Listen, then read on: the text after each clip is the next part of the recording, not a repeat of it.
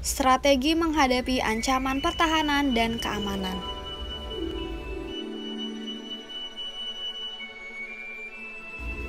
Ancaman di bidang pertahanan dan keamanan, pengertiannya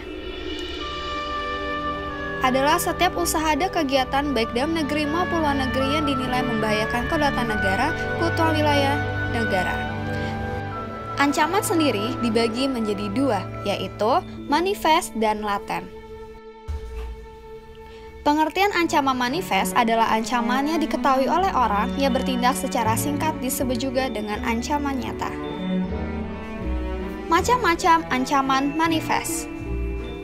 Contohnya, yang pertama adalah narkoba, kemudian ada pertahanan dan keamanan, dan terakhir kriminalitas.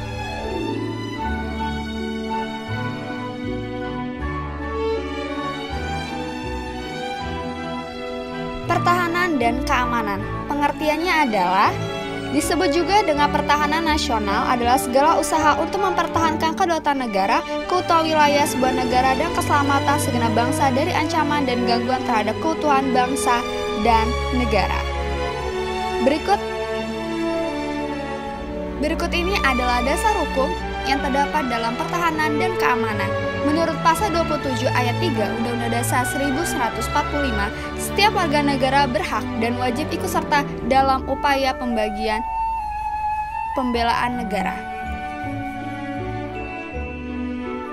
Kemudian menurut pasal 30 ayat 1 Undang-Undang Dasar 1945, tiap-tiap warga negara berhak dan wajib ikut serta dalam pertahanan dan keamanan negara.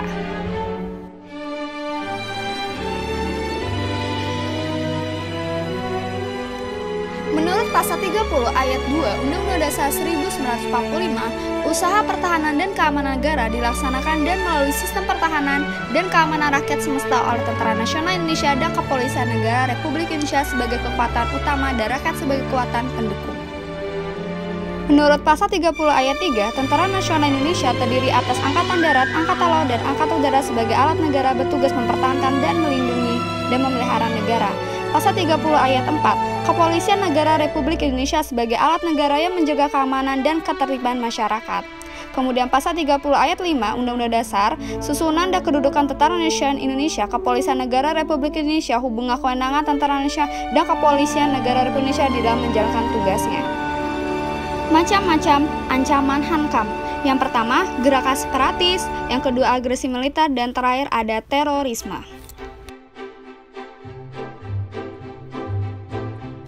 Kemudian ada spionase, konflik SARA, dan penyelundupan senjata. Kemudian dilanjut dengan perang saudara, sengketa, wilayah, dan sabotase. Contoh penerapan ancaman pertahanan dan keamanan di Indonesia. Yang pertama, ada organisasi Papua Merdeka atau kita sebut sebagai OPM yang terjadi pada tahun 1965. Kemudian, ada perskentaan Indonesia dan Malaysia pada tahun 1967.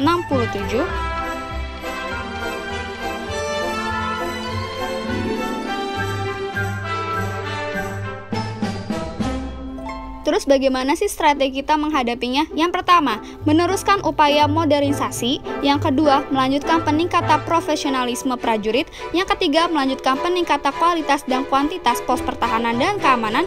Dan yang terakhir, melanjutkan upaya pemantapan tata kelola pencegahan dan pengulangan.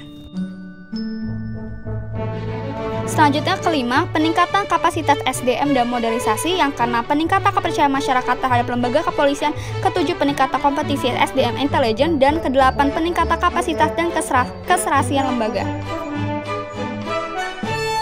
Strategis mencegahnya, pertama, menyelaraskan landasan hukum hankam.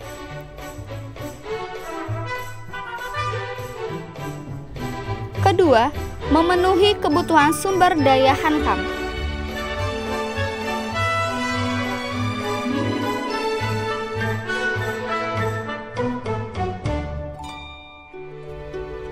Ketiga, meningkatkan partisipasi masyarakat dalam sistem hankam.